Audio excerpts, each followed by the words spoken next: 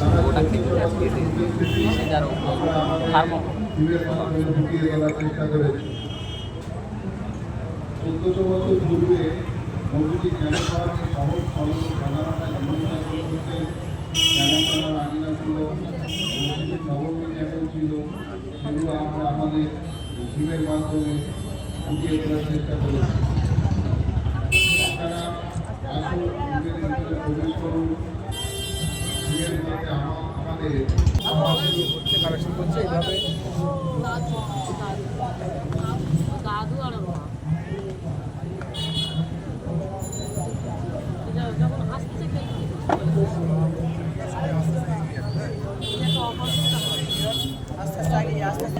লেখাগুলো পড়তে পড়তে যাবো, অনেক কিছু শিখতে পারবো। লেখাগুলো পড়বো, অনেক কিছু শিখতে পারবো।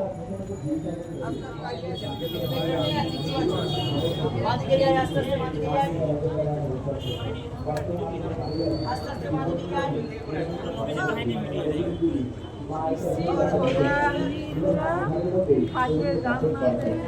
জায়গাটাকে বলা হতো পরবর্তীকালে এই আদর্শটি আসসালামু আলাইকুম রাহমাতুল্লাহি ওয়া বারাকাতুহু। ভাই আমরা ভিতর থেকে আগে আসি, যারা আমরা নেশা দ্রব্য খাচ্ছি এর ভিতরে কেউ পিক ফেলবেন না বা নেশা দ্রব্য কোনো জিনিস এর মধ্যে ফেলবেন না। আমরা একটু ইতিহাসটা শুনে নিই। 1400 বছর পূর্বে নবীজির জীবনযাপন কেমন ছিল তারই ইতিহাস। আপনারা ধীরে ধীরে সামনের দিকে আগে আসুন, এখানে দাঁড়িয়ে যান, এখান থেকে ইতিহাসটা শুনে আমরা ভিতরের দিকে যাবো। চলে আসুন একটু তাড়াতাড়ি। আমাদের মধ্যে এত বিলাসিতা ছিল না, আমরা এখন যেমন ভালো থাকি আর ভালো থাকার চেষ্টা করি তখন কিন্তু খুব সহজ সরল। যেমন তাদের একটু তাড়াতাড়ি আসবেন, মানুষ বেঁচে থাকার জন্য জীবনযাপন করার জন্য যেটুকু প্রয়োজন ছিল ততটুকু। 1400 বছর পূর্বে নবীজির জীবনযাপন ছিল খুবই সাদামাটা এবং সরল। আমার চুপচাপ কথাগুলো শুনি। তখনকার সময় নবীজি 1400 বছর পূর্বে যে জীবনযাপন কেমন করতো তারই প্রতিচ্ছবি আপনাদের সামনে আমরা এই থিমের মাধ্যমে তুলে ধরেছি।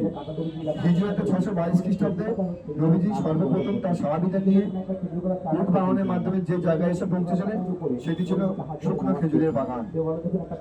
আপনারা এন্ট্রি করার সাথে সাথে তার প্রতিচ্ছবি আপনারা সচক্ষে দেখতে পাচ্ছেন। এই শুকনো খেজুরের বাগানের সামনে যখন উট বাহিনী এসে দাঁড়ায় তখন সামনে থেকে উটেরা আর এগিয়ে যেতে চাইছিলেন না।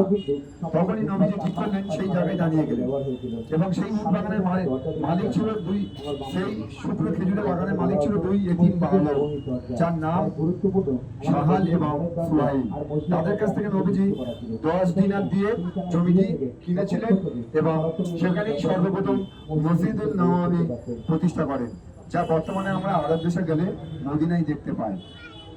যারা হজ করতে যান তারা এই মসজিদুল নববীতে 40 ওয়াক্ত নামাজ তাদের পড়তে হয়। তারই ইতিহাস আমরা এখানে শুনলাম। এখানে একটি কুয়ো দেখতে পাচ্ছি। তখনকার সময় নবীজি কুয়ো ব্যবহার করতেন। সেই কুয়ো থেকে পানি তোলার জন্য যে পাত্রটি ব্যবহার করতো সেটি ছিল মূলত চামড়ার তৈরি। তা আপনাদের সামনে আমরা তুলে ধরেছি। এখানে একটি ব্যাগ দেখতে পাচ্ছেন। এরকম ব্যাগ নবীজি দুটো ব্যবহার করতেন। এই ব্যাগটি মূলত ছাগল অথবা দুম্বার চামড়া দিয়েই তৈরি ছিল। এর নাম মশক। এর মধ্যে নবীজি দুধ ভরে রাখতেন। এই ব্যাগের একটা ঐতিহ্য ছিল। দুধ ভরে রাখার পরে 2-4 বার নাড়াচাড়া করলে সেই দুধ কেটে যেত, গিয়ে ছানা পরিণত হতো। সেই ছানা নবীজি খেতে পছন্দ করতেন। আরো এই মসজিদুল নববী এবং আরো অনেক কিছু জানতে আপনারা ধীরে ধীরে ভিতর দিকে আগে যাবেন। আমাদের পরের প্রতিনিধি আপনাদের আরো বুঝিয়ে বলবেন।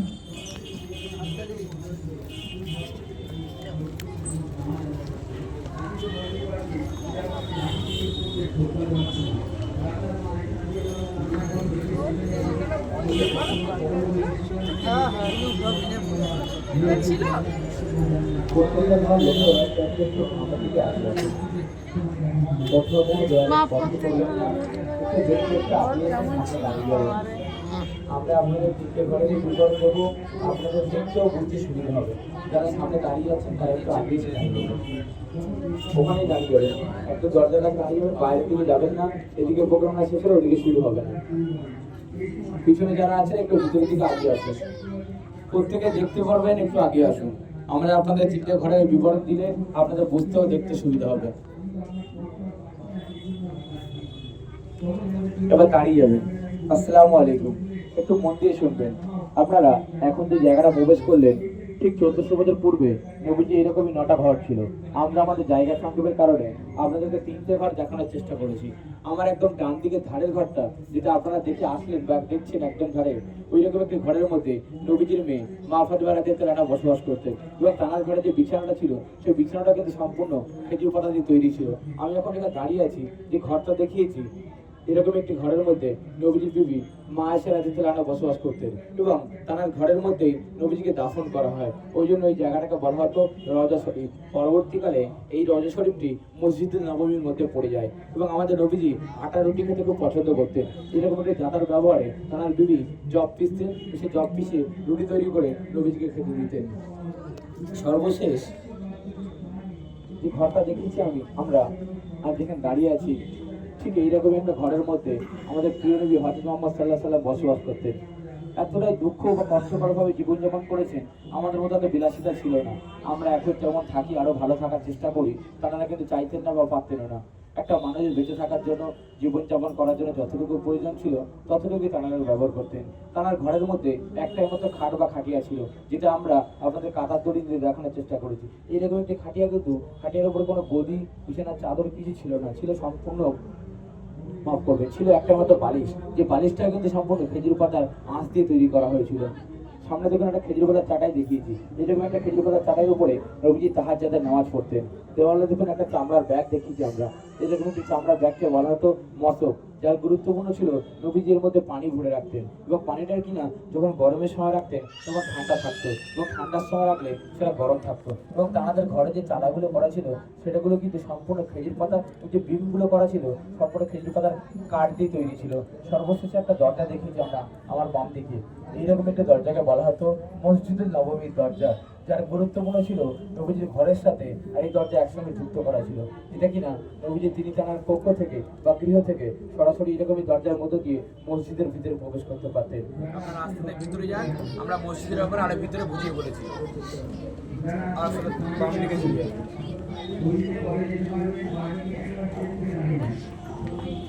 বাসা সে গিয়ে বাড়িতে চলে যাবে।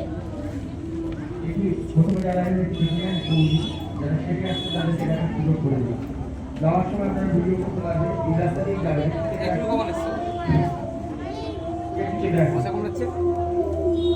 যারা আসছেন পরে আসছেন তাদেরকে দেখার সুযোগ করে দিন, একটু চেপে চেপে দাঁড়িয়ে যান, চেপে চেপে দাঁড়িয়ে যান।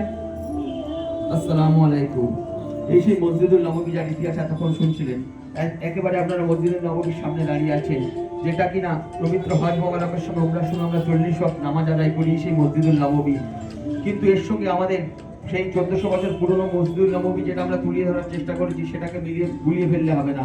সেই মসজিদুল নববীতে আমাদের প্রিয় নবী হিজরতের সময় তার সাহাবীদের নিয়ে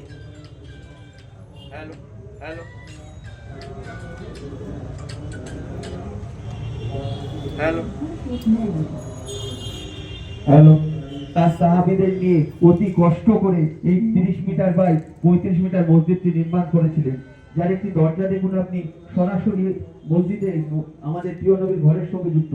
ওই ঘর থেকে তিনি মসজিদে প্রবেশ করতেন এবং নামাজ আদায় করতেন। আর আপনারা দেখবেন একটু আগে আয়েশা রাদিয়াল্লাহু তাআলা আনহার ঘর, এখান থেকে এই নেপাল পর্যন্ত বলে রিয়াজুল জান্নাত, এখানে আমাদের প্রিয় নবী একটু আদিয়াতের সামনে দাঁড়িয়ে যাবে। হাদিসে আছে যে লাঠি থেকে ইউজ করতে আদিয়াতের সামনে একটা বলি আদিয়াতে সুরবারে কথা বলতে এই যেটুকু আছে একটা কথা বলতে ওই হাদিসের জীবনতে কেন ওরা আমাদের প্রিয় নবী প্রথমবার যে বিছানাটি দিয়ে ধরবা দিলেন তখন বেপার হয়নি। তারপরে যখন 500 বছর আদিবাসীর হুকুম দিয়ে বেপারের উপর ধরবা দিতে শুরু করে, একটি দ্বিতীয়বার বছর আমাদের হঠাৎ করে দেখলেন কেউ একটা গান